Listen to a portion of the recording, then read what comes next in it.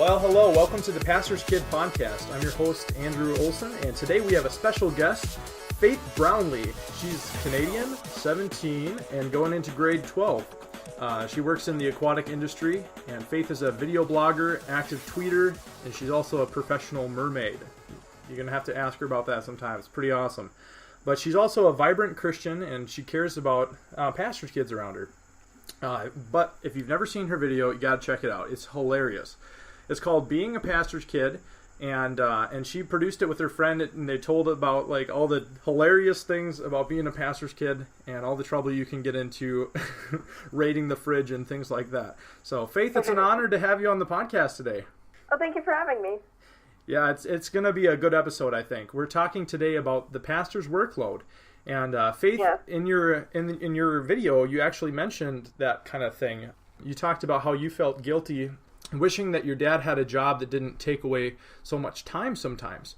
But later you said that you were happy that you were a PK. Could you tell me a little bit about that and maybe just the journey you went through?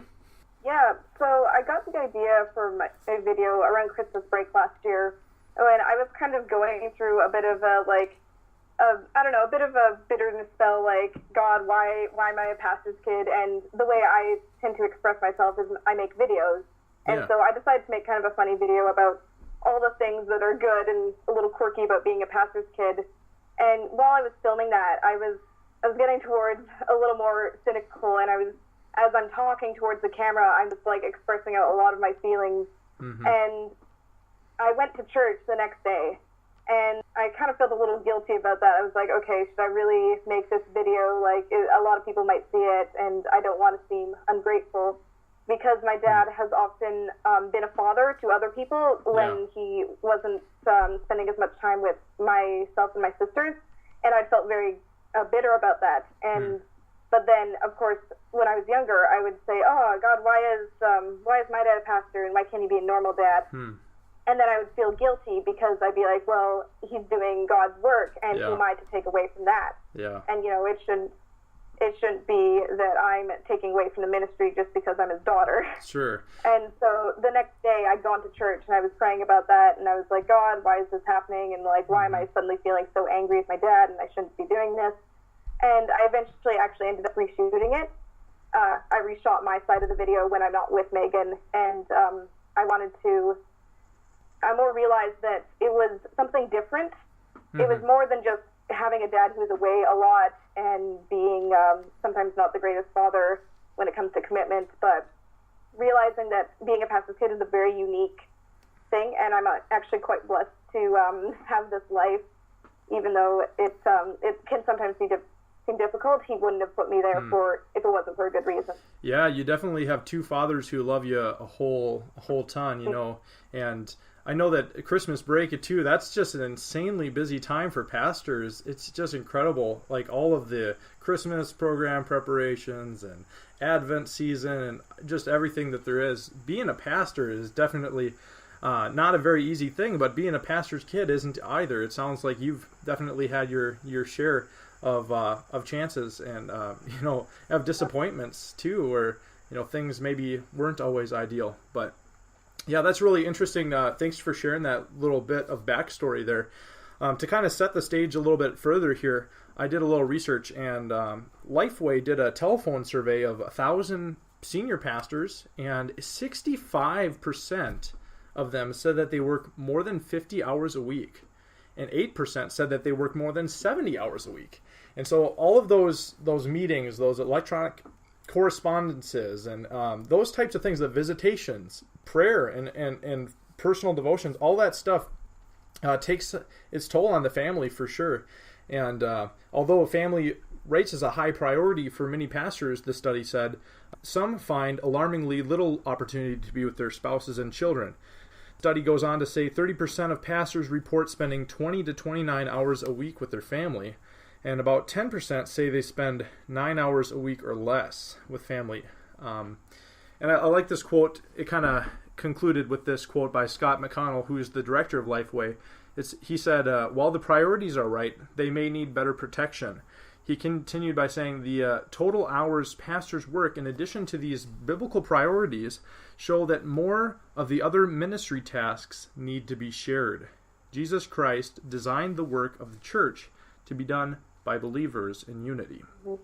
Yeah, I think that's really true. I think I know that the pastor's tendency is probably to take on more than they can really handle, and I know that when it comes to who's going to get the back seat in that, it's probably going to have to be the family.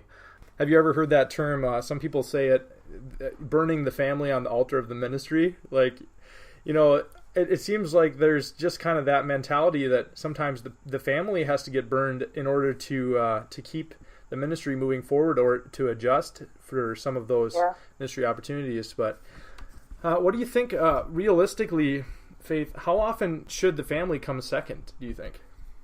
Well, a lot of people, like, the big thing is, family first. Yeah. And I know that my dad has worked really hard on it over the years, like making sure that we know that we are a priority.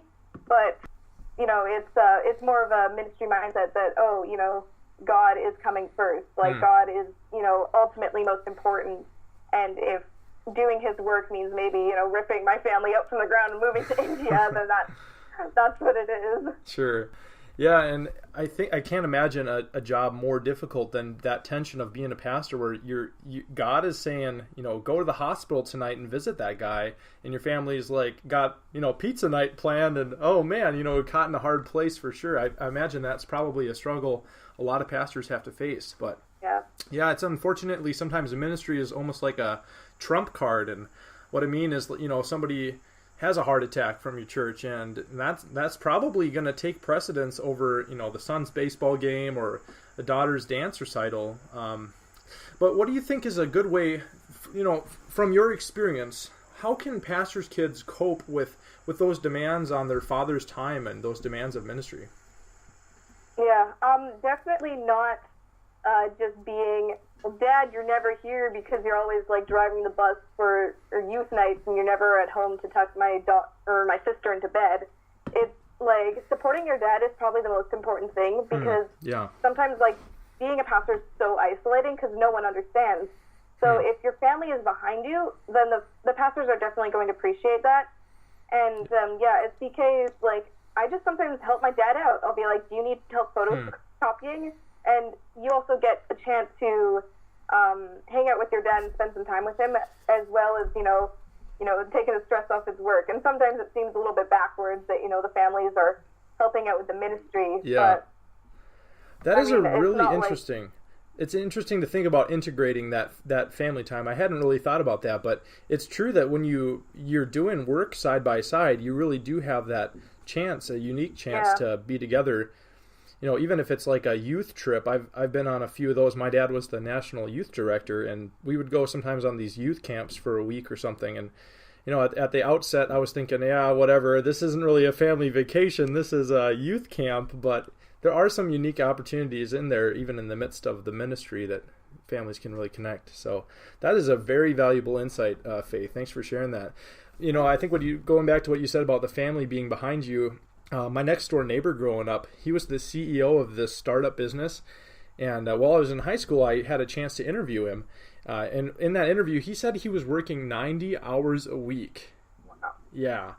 I instantly just pitied his children, because I was thinking, do those kids even really know their father? When those hours, I full-time hours is 40 hours a week, and that's more than double. So that is just insane. But I think the real issue for kids is that kids want to know their parents. They want to have a real desire to have a relationship, and I think sometimes that relationship can be sort of hindered or impeded by the amount of work that a pastor has to do. The Pastor's Kid Podcast will be right back following these messages. Dad, I'm home. Hello, my daughter. I thought I would let you know that I told our youth director we could go on the family camp trip this weekend. And it's really important. You've really got to go this time. I need you to run the PowerPoint machine for me, and it's really key that you're there. Can I count on you for that? No.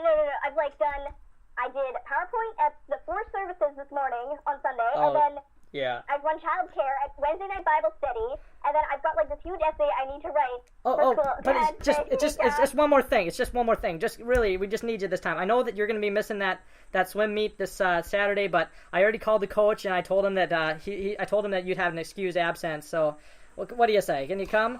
Are your kids burnt out on PowerPoint? Have no fear. Rent-A-Clicker Services is just the solution for your church. Everybody knows that the church will fall apart without that crucial member clicking the buttons in the back. And we have just the personnel for you and your service. Don't worry, our employees know how to keep their cool when they mess everything up in the back and everybody stares at them. Like a trained attack dog, they're ready for that extra repeat thrown in on the final song. And they'll take the blame when you're missing slides in your message.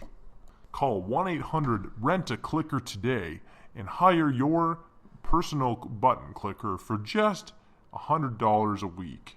That's 1-800-RENT-A-CLICKER.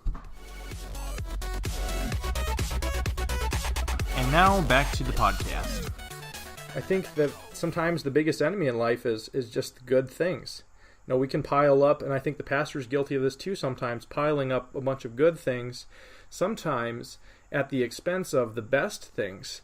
And, you know, letting the greatest good go by for something else. And so I do think that part of it is on the pastor to really, you know, evaluate how they use their time.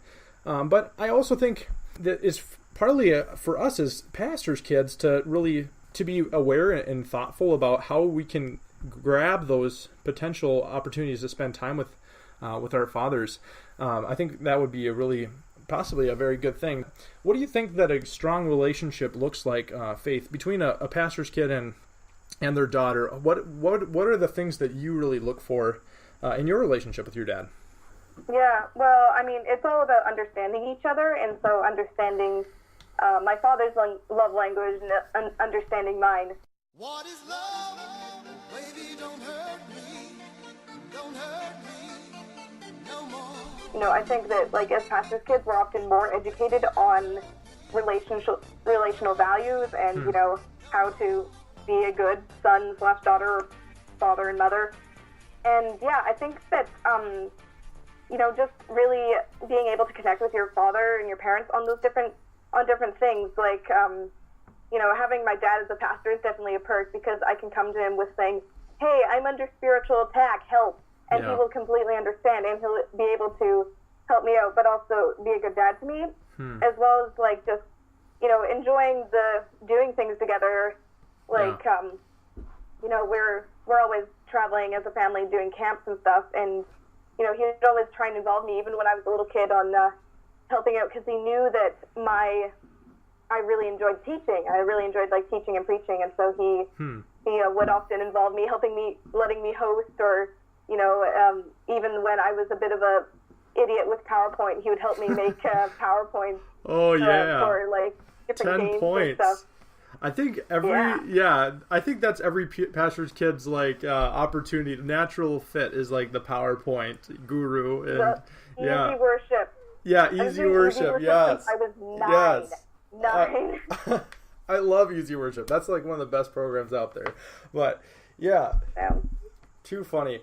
Now in your video you said you got involved with, like, the worship team too, at some crazy young age. Like, what was that all about? When were you starting to sing for church? Oh, I don't sing. I was playing bass since, like, I was 12, and, like, about 6 months after I, like, first picked up a bass, they're like, so we need a bass player. And I've pretty much been a bass player default since.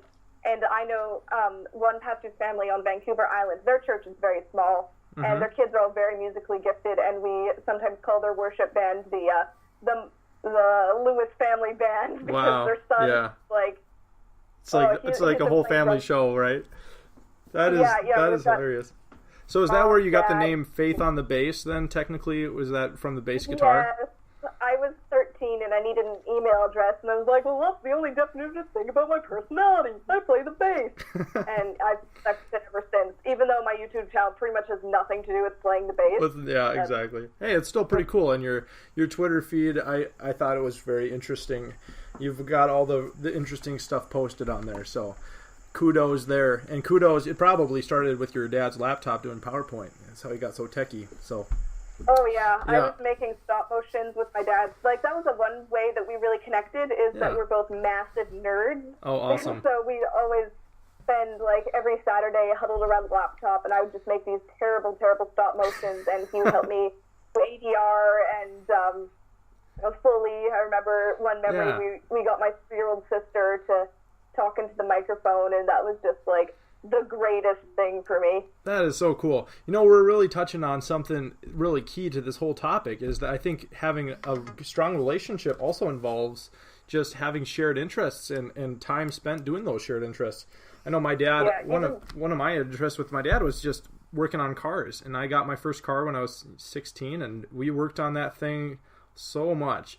And every car after that, we've always worked on too. And just spending time in the garage, those are some of my fondest memories with my dad, for sure. So, Even if it's small and somewhat trivial, it definitely means a lot. yeah, for sure. And yeah, I think that type of open relationship that you were talking about, where he can kind of counsel you on areas in your life, that's awesome. I think some pastors' kids maybe even feel hurt or reserved to the point where they're not even sure how much they trust their dad, or you know, I think that's When I really was key. younger, Have that definitely. openness. Yeah, and When go ahead. Sorry. when I was a preteen, I was kind of felt like, oh, I shouldn't be able to have struggles because my dad is a pastor. It was kind of Yeah. a backwards thing. I was like, well, I mean, if he's a pastor, then he should be, being like a perfect father, and I don't want to see, the church see me fall and struggle with these kinds of things. And so definitely, like when I was a preteen, I was never open about it. But now that I'm becoming a teenager, or when I became a teenager, I was like, oh wait, I'm a human too, and Yeah. this needs help. And look, my Reality dad hits is right pretty here. hard. He's been in youth ministry for 20+ years. Yeah. I can go to him about these things, and I know that I won't be judged. Yeah, that's super awesome. Yeah, I think that type of openness is just really a good foundation, that kind of trust between father and son. I know my dad definitely built that through just spending hours with us, but also he would get to know my friends, and he would know, if they were in the hospital, he would know that kind of stuff, and he would know what sport they played, what position they played in baseball. Like he was really on top of just caring about things that I cared about a lot, and he knew all the video games we played, and he would even one time, this was pretty awesome about my dad. We had James Bond 007 come in the door from a neighbor, friend, and it was a little bit violent for maybe a 9-year-old to play, maybe a teenager, whatever. But if you're 8 years old and you're like shooting people in the head, that might not be the best. Anyway, so he was all about being part of our lives, and he was like, yeah, this James Bond, he's playing it, and he's like, if you guys want to play this while I'm here, I'll do that, but while I'm not here, I don't want you to play it. But that was just awesome. He was the kind of guy who he would just be there, and he wanted to be able to have that chance to speak to the issue. So if we wanted to play violent video games, he was going to be okay with that, but he wanted the chance to really debrief it with us. He wanted to be there present while we were playing, if that's what we really wanted to play, and I really respected that a lot about him. But Yes. yeah, Definitely. well, I think some would agree that spontaneity is pretty good, when you can just spontaneously go out and have time with your dad, but that it's not as nice as really the consistency. And I think that having some consistency is really crucial with spending time, with each other, especially as kids get older. Their lives get busy, and there's after school activities and things.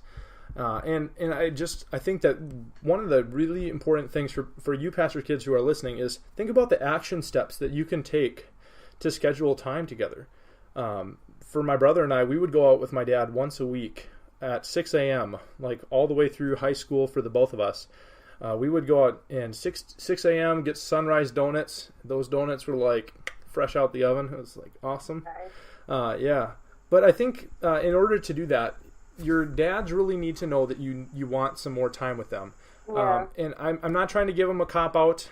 I just know that the minds of parents are so full of things that sometimes they forget the little things like donuts, or just having a tea party, something ridiculous like that. They don't think about those little things all the time.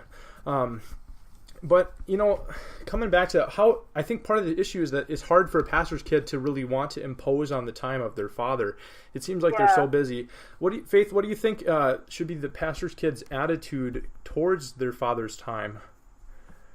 Yeah, well, it's like sometimes you feel like you're in the ministry, even if you're like a 4-year-old, you're in the ministry because your father is in the ministry, and sometimes, being a pastor is not a 9-to-5 job, and the ministry just comes right home. Like, we'll often have, people staying over or coming over that we weren't expecting. Yeah. So I think that, it's important to communicate. Say, hey, Dad, you've, been away.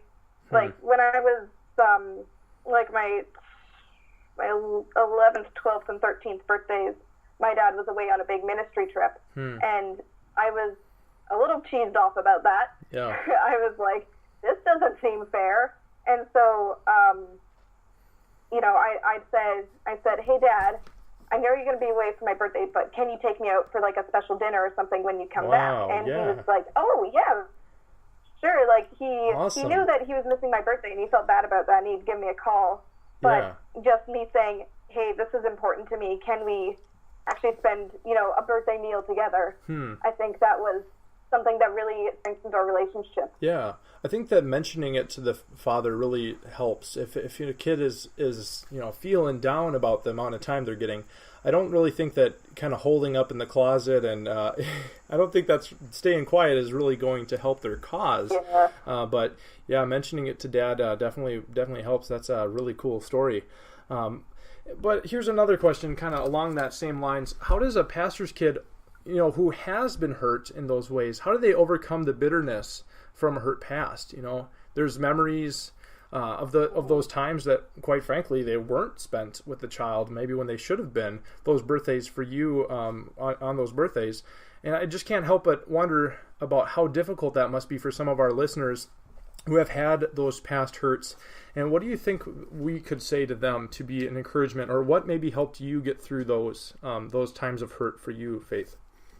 Yeah, I felt as if I'd been hurt by my parents' church quite a fair bit, but I never really wanted to say anything. So eventually I actually went in for counseling, and it was so helpful just getting an outsider's perspective, saying, hey, you know that this wasn't healthy for you, and you should maybe have done something about that, and here are some steps we can take to, just helping deal with your angsty emotions. Yeah. And yeah, definitely getting someone who's not your parents just to say,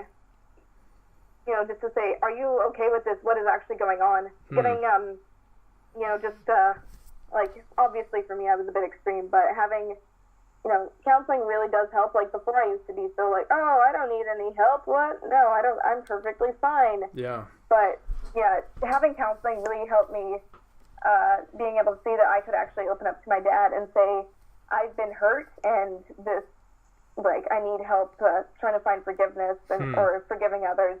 Yeah, I think that is gold. I really respect you a lot for going in for counseling, Faith. I think that there are just some questions. I've been to counseling before. I mean, I'm not even ashamed. It's just really healthy to be able to digest some really complex things with other people.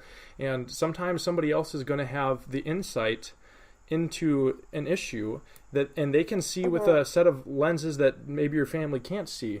I think, if you, the listener, if you are listening to this and you have been feeling hurt in the past, and maybe you feel like it's not working to talk to your parents about, maybe I would just ask if there's a way for you maybe to talk to a counselor. I think that's just a really, really good idea. And sometimes they just lighten up they can just shed light on so many things that we can't see very much. So yeah, really good suggestion there, Faith. And in conclusion today, I want to just suggest something as an action step. We talked a little bit about action steps today. And after you get done listening to the podcast, you're going to, go about your daily life here. But before those first 30 seconds have gone by, when this is still fresh in your mind, I want you to think about taking this action step here. And And I want you to go into the kitchen, and I want you to get yourself a Post-it note and write down on that Post-it note, a really simple note, and just say on that Post-it note, "Hey, Dad, is there a time this week we could hang out? Love," and then sign your name. And make it something unique to your relationship. Maybe if you're a gal, maybe you want to go ice skating with your dad, or maybe you do that every few months or something. Or if you're a guy, like for me, I would go out to breakfast with my dad, or work on my car with him. But it was really just get out there and do something unique to your relationship, and to spend time with your dad, because he loves you so much. And it's probably sometimes hard to hear that through the noise and through the busyness of ministry, but he does love you a lot. Faith, do you have any final comments, anything you want to add to this discussion before we wrap this up? Yeah, one thing I would say is just remember to tell your dad that you love him and that he's doing a good job. Because my dad's best friend is also a pastor. He was dealing with a church that was being very just pessimistic about their numbers and everything. And just my friend Jenna going up to him and saying, "Hey, Dad, you're doing a good job," was really a helpful thing. And Wow. Sometimes we don't know how far they're being pushed to the breaking point when it comes to picking up things that no one else is doing and working those many extra hours. So just making sure that you tell your dad you're doing a good job. Yeah. And yeah, we love you. That's cool. I couldn't have said it better, Faith. Thank you so much for sharing your insight into this issue today. You've just been a great resource, and I hope that maybe sometime in the future we can have you back on the Pastor Kid podcast. Yes. Love that. All right, catch you next time.